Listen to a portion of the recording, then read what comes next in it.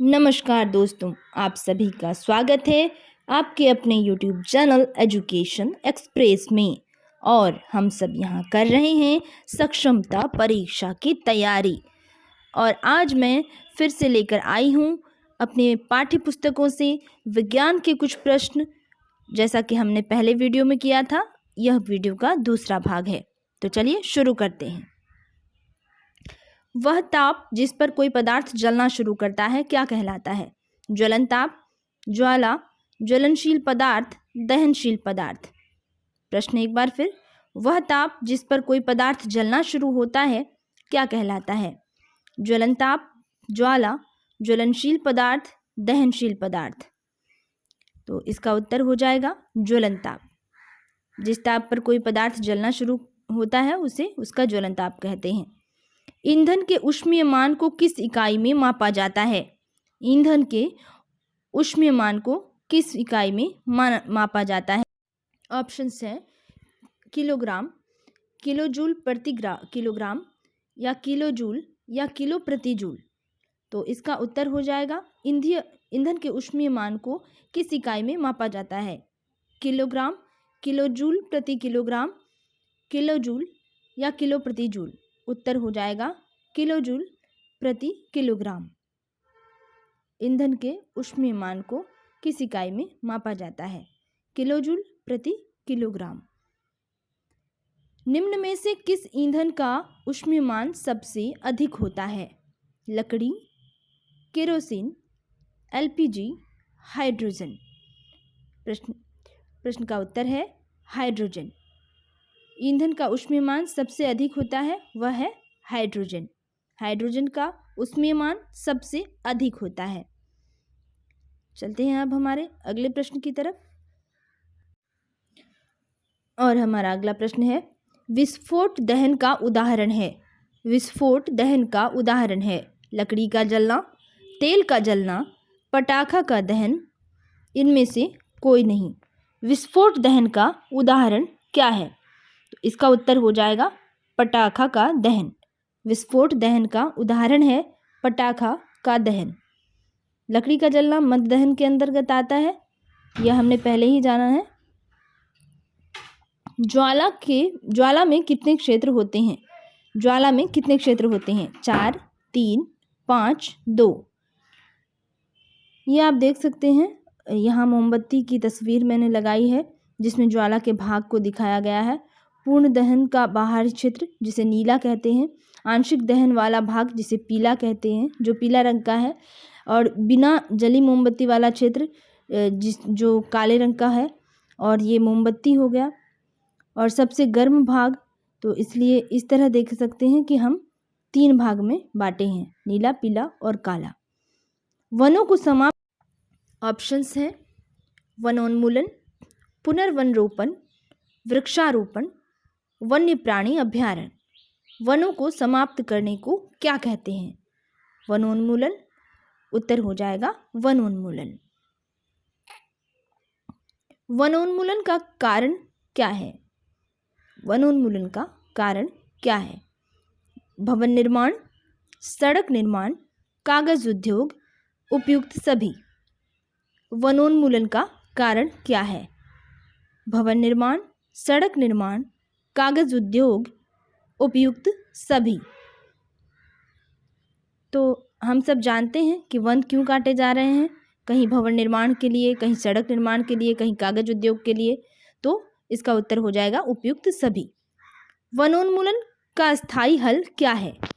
वनोन्मूलन का स्थायी हल क्या है? हमारे ऑप्शंस हैं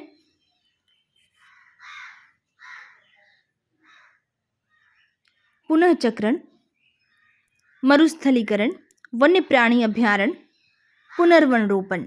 वनोन्मूलन का स्थायी हल क्या है? तो उत्तर हो जाएगा पुनर्वनरोपण, अर्थात फिर से वनरोपण को बढ़ावा देना, फिर से वृक्षों को लगाना और नए वनों की स्थापना करना वनोन्मूलन का स्थायी हल है। क्लोरोप्लास्ट किसमें पाया जाता है? जड़ में, हरी पत्तियों में, भूमिगत तना में, वायवीय तना में। क्लोरोप्लास्ट किसमें पाया जाता है? जड़ में, हरी पत्तियों में, भूमिगत तना में, वायवीय तना में। क्लोरोप्लास्ट किसमें पाया जाता है?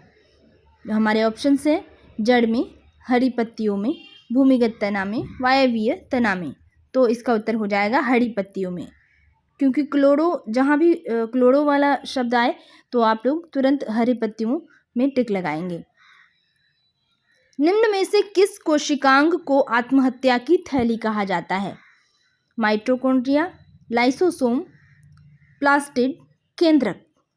निम्न में से किस कोशिकांग को आत्महत्या की थैली कहा जाता है? उत्तर हो जाएगा लाइसोसोम। लाइसोसोम को आत्महत्या की थैली कहा जाता है। लाइसोसोम को आत्महत्या की थैली कहा जाता है, क्योंकि यह जब भी टूटी फूटी अवस्था में होता है या कमज़ोर होता है तो यह खुद को ख़त्म कर लेता है और फिर से नई कोशिकाओं का निर्माण होता है, तो इसलिए इसे आत्महत्या की थैली कहते हैं। चलते हैं अब हमारे अगले प्रश्न की तरफ। एक कोशिकीय जीव का उदाहरण है मक्खी, हाइड्रा, फीताकृमि, अमीबा। एक कोशिकीय जीव का उदाहरण है अमीबा। उत्तर हो जाएगा अमीबा। जंतु कोशिका में कौन सा कोशिकांग अनुपस्थित रहता है? जंतु कोशिका में कौन सा कोशिकांग अनुपस्थित रहता है? माइटोकॉन्ड्रिया, प्लास्टिड, लाइसोसोम, केंद्रक। माइटोकॉन्ड्रिया, प्लास्टिड, लाइसोसोम, केंद्रक। उत्तर हो जाएगा प्लास्टिड।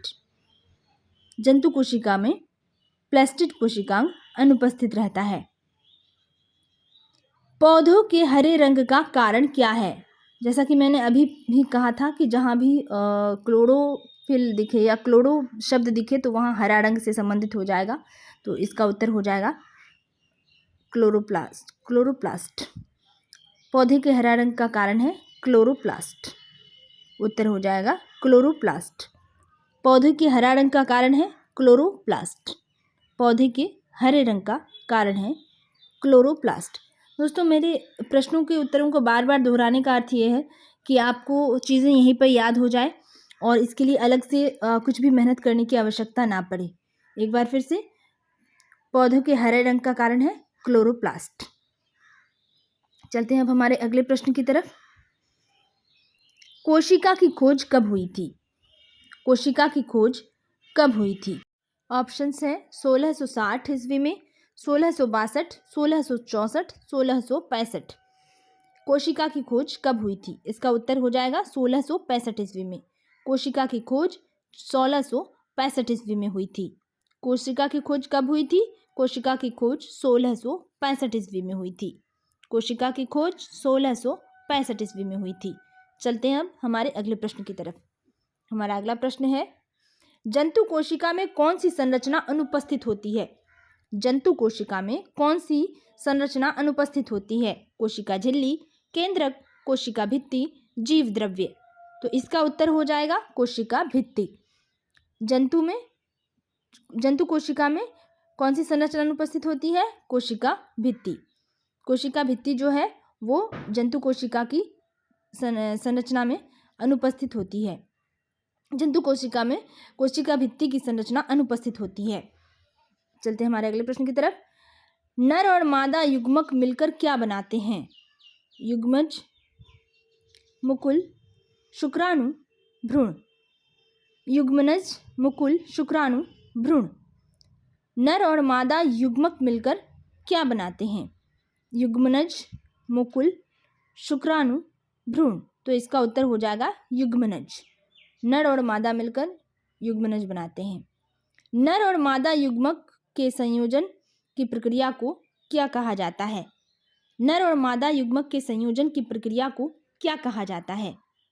प्रश्न एक बार फिर, नर और मादा युग्मक के संयोजन की प्रक्रिया को क्या कहा जाता है? तो इसके जो ऑप्शंस हैं दोस्तों, हमारा प्रश्न को बार बार दोहराने से तात्पर्य है कि आपको चीज़ें याद हो जाएं, इसलिए हम प्रश्नों को बार बार दोहराते हैं। इसके ऑप्शन है युग्मनज, निषेचन, परागण या इनमें से कोई नहीं। नर और मादा युग्मक के संयोजन को निषेचन कहा जाता है। नर और मादा युग्मक के संयोजन की प्रक्रिया को निषेचन कहा जाता है। चलते हैं हमारे अगले प्रश्न की तरफ। जो जंतु सीधे शिशु को जन्म न देकर अंडे देती है उन्हें क्या कहते हैं? जो जंतु सीधे शिशु को जन्म न देकर अंडे देती है, जरायु जंतु, अंड प्रजनक जंतु, स्तनधारी जंतु या इनमें से कोई नहीं?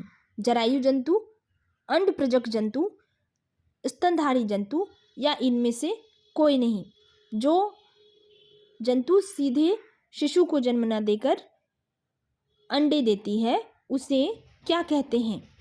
जरायु जंतु, अंड प्रजनक जंतु, तो इसका नाम से ही स्पष्ट है, अंड प्रजनक जंतु। जो शिशु अंडे देते जो जंतु अंडे देते हैं उसे अंड प्रजनक जंतु कहा जाता है। जो जंतु अपने जैसे शिशु को जन्म देती है उसे क्या कहते हैं? जो जंतु अपने जैसे शिशु को जन्म देती है उसे क्या कहते हैं? जरायु जंतु, अंड प्रजनक जंतु, स्तनधारी जंतु, इनमें से कोई नहीं? तो इसका उत्तर हो जाएगा जरायु जंतु। जो अपने जैसे शिशु को जन्म देते हैं उसे जरायु जंतु कहते हैं। और इससे पहले हमने देखा कि जो अंडे देते हैं उसे अंड प्रजनक जंतु कहते हैं। आंतरिक निषेचन होती है मादा के शरीर में, नर के शरीर में, मादा शरीर के बाहर, नर के शरीर के बाहर। आंतरिक निषेचन कहाँ होती है? मादा के शरीर में, नर के शरीर में, मादा के शरीर के बाहर या नर के शरीर के बाहर। दोस्तों, वीडियो को ज़्यादा से ज़्यादा बार चला के देखेंगे तो आपको प्रश्न यहीं पे याद हो जाएंगे। आपको अलग से मेहनत करने की आवश्यकता नहीं होगी। और वीडियोस के व्यूज़ जो है वो ज़्यादा जाते हैं किंतु आप लोग लाइक कमेंट नहीं करते हैं। तो इसका उत्तर हो जाएगा मादा के शरीर में। आंतरिक निषेचन मादा के शरीर में होता है। आंतरिक निषेचन कहाँ होता है? मादा के शरीर में होता है। मुकुलन विधि द्वारा जनन किस जंतु में होता है? मुकुलन विधि द्वारा जनन किस जंतु में होता है? तो इसके ऑप्शंस हैं पैरामीशियम, अमीबा, बैक्टीरिया, हाइड्रा। मुकुलन विधि द्वारा जनन किस जंतु में होता है? उत्तर हो जाएगा हाइड्रा। मुकुलन विधि द्वारा जनन हाइड्रा में होता है। मुकुलन विधि द्वारा जनन होता है हाइड्रा में। मुकुलन विधि द्वारा जनन किस जंतु में होता है? मुकुलन विधि द्वारा जनन हाइड्रा में होता है। चलते हैं अब हमारे अगले प्रश्न की तरफ। और हमारा अगला प्रश्न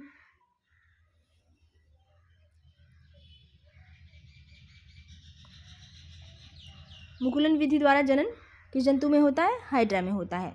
हमारा अगला प्रश्न है, लड़कों के गले में उभड़ा हुआ भाग क्या कहलाता है? लैरिंक्स, एडम्स एप्पल या कंठमणि, थायराइड, स्वर यंत्र। लड़कों के गले में उभड़ा हुआ जो भाग होता है उसे क्या कहते हैं? लैरिंक्स, एडम्स एप्पल या कंठमणि, थायराइड या स्वर यंत्र। इसका उत्तर हो जाएगा एडम्स एप्पल या कंठमणि। लड़कों के गले में जो उभड़ा हुआ भाग होता है वही। मानव कोशिका में कितने जोड़े गुणसूत्र पाए जाते हैं? यह बहुत ही महत्वपूर्ण प्रश्न है, कई बार परीक्षाओं में पूछे जा चुके हैं। 22 जोड़े, 23 जोड़े, 24 जोड़े, 25 जोड़े। इसका उत्तर हो जाएगा 23 जोड़े। मानव कोशिका में कितने जोड़े गुणसूत्र पाए जाते हैं? 23 जोड़े। स्त्रियों में होने वाले मासिक स्राव की सामान्य अवधि क्या है? 22 दिन, 14 दिन, 35 दिन, 28 दिन। इसका उत्तर हो जाएगा 28 दिन। चलते हैं हमारे अगले प्रश्न की तरफ। हमारा अगला प्रश्न है, निम्न में से कौन सा आहार किशोर के लिए सर्वोत्तम है? निम्न में से कौन सा आहार किशोर के लिए सर्वोत्तम है? चिप्स, नूडल्स, कोक, रोटी, दाल, सब्जियां, चावल, नूडल्स, बर्गर, शाकाहारी टिक्की, चिप्स तथा लेमन पेय। निम्न में से कौन सा आहार किशोर के लिए सर्वोत्तम है? तो यह तो ऑप्शन से ही समझ आ रहा है कि कौन सा आहार सर्वोत्तम है। फास्ट फूड हमारे लिए जो है हानिकारक होते हैं।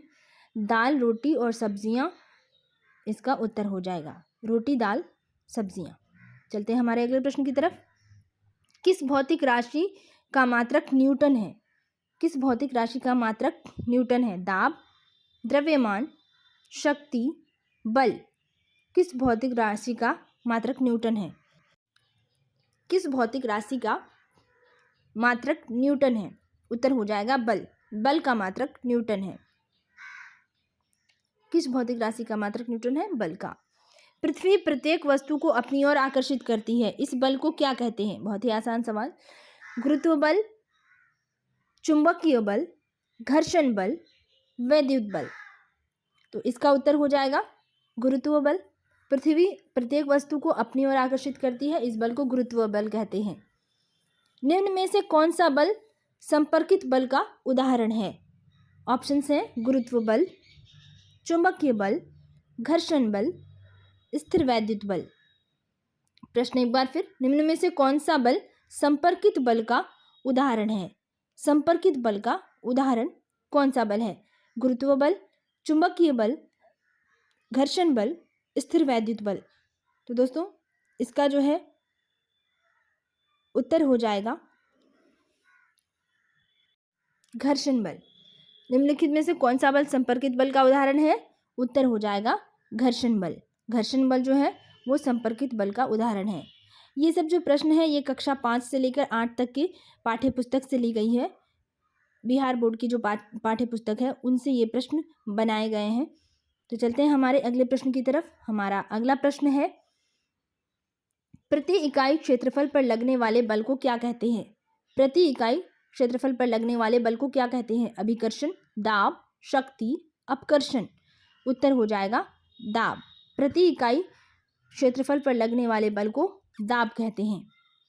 शुष्क मौसम में बालों में कंघी करने पर वह बिखर जाता है, इसके लिए उत्तरदायी बल है। शुष्क मौसम में बालों में कंघी करने से वह बिखर जाते हैं, इसके लिए उत्तरदायी बल है चुंबकीय बल, घर्षण बल, स्थिर वैद्युत बल, गुरुत्व बल। शुष्क मौसम में बालों में कंघी करने पर वह बिखर जाते हैं, इसके लिए उत्तरदायी बल है स्थिर वैद्युत बल। स्थिर वैद्युत बल के कारण जो है शुष्क मौसम में बालों में कंघी करने पर वो बिखर जाते हैं। जैसा कि मैंने कहा ये सारे प्रश्न जो है ये कक्षा 5 से 8 तक के विज्ञान के पाठ्य पुस्तक से ली गई है। दाब का मात्रक क्या है? न्यूटन प्रति वर्ग मीटर, पास्कल, उपयुक्त दोनों, इनमें से कोई नहीं। दाब का मात्रक क्या है? दाब का मात्रक न्यूटन प्रति वर्ग मीटर, पास्कल, उपयुक्त दोनों, इनमें से कोई नहीं। तो इसका उत्तर हो जाएगा न्यूटन प्रति वर्ग मीटर और पास्कल, ये दोनों जो है दाब के मात्रक हैं। तो इसका उत्तर हो जाएगा उपयुक्त दोनों। दाब का मात्रक क्या है? न्यूटन प्रति वर्ग मीटर और पास्कल। तो इसका उत्तर हो जाएगा उपयुक्त दोनों। घर्षण को कम करने वाले पदार्थ को क्या कहते हैं? स्नेहक, तेल, घर्षण रहित, इनमें से कोई नहीं। घर्षण को कम करने वाले पदार्थ को क्या कहते हैं? तो इसका उत्तर हो जाएगा स्नेहक। घर्षण को कम करने वाले पदार्थ को क्या कहते हैं? स्नेहक कहते हैं। घर्षण को कम करने वाले पदार्थ को स्नेहक कहते हैं। घर्षण को कम करने वाले पदार्थ को स्नेहक कहते हैं। चलते हैं अब हमारे अगले प्रश्न की तरफ। घर्षण होता है हमेशा हानिकारक, हमेशा लाभदायक, कभी हानिकारक तो कभी लाभदायक, ना तो हानिकारक और ना ही लाभदायक। घर्षण क्या होता है? क्या वह हमेशा हानिकारक होता है या लाभदायक होता है, या कभी हानिकारक तो कभी लाभदायक होता है? तो इसका उत्तर हो जाएगा कभी हानिकारक तो कभी लाभदायक। घर्षण जो होता है वह हमेशा हानिकारक या हमेशा लाभकारक नहीं होता है, यह कभी हानिकारक तो कभी लाभदायक होता है। घर्षण क्या होता है? कभी हानिकारक तो कभी लाभदायक। याद रखेंगे, घर्षण कभी हानिकारक तो कभी लाभदायक होता है। चलते हैं अब हमारे अगले प्रश्न की तरफ। बर्फ पर चलने पर आप फिसल जाएंगे क्योंकि घर्षण अधिक होगा, घर्षण कम होगा, सावधानी पूर्वक नहीं चलने के कारण, या इनमें से कोई नहीं। इसका उत्तर हो जाएगा घर्षण कम होगा। बर्फ की सतह पर घर्षण कम होती है, इसलिए बर्फ पर चलने पर लोग फिसल जाते हैं। बर्फ पर चलने पर आप फिसल जाएंगे क्योंकि बर्फ पर घर्षण कम होगा। कैरम बोर्ड पर पाउडर छिड़कने से घर्षण हो जाता है अधिक, कम, अपरिवर्तित, या इनमें से कोई नहीं। कैरम बोर्ड पर पाउडर छिड़कने से घर्षण कम हो जाता है। कैरम बोर्ड पर पाउडर छिड़कने से घर्षण कम हो जाता है। ध्वनि संचारित हो सकती है केवल ठोसों में, केवल द्रवों में, केवल गैसों में, ठोसों, द्रवों तथा गैसों में। इसका उत्तर हो जाएगा ठोस, द्रव और गैस तीनों में ध्वनि संचारित हो सकती है। ठोस, द्रव और गैस तीनों में ध्वनि संचारित हो सकती है। चलते हैं अब हमारे अगले प्रश्न की तरफ, और हमारा अगला प्रश्न है, पराश्रव्य ध्वनि की आवृत्ति कितनी होती है? पराश्रव्य ध्वनि की आवृत्ति कितनी होती है? 2000 हर्ट्ज से अधिक, 20,000 हर्ट्ज से अधिक, 20 हर्ट्ज से अधिक या 20 हर्ट्ज से 20,000 हर्ट्ज के बीच। तो उत्तर हो जाएगा 20,000 हर्ट्ज से अधिक। पराश्रव्य ध्वनि 20,000 हर्ट्ज से अधिक होती है। तो दोस्तों, ये थे हमारे साइंस के कुछ प्रश्न। अब हम फिर से इसका अगला भाग लेकर हाजिर होंगे। तब तक के लिए धन्यवाद।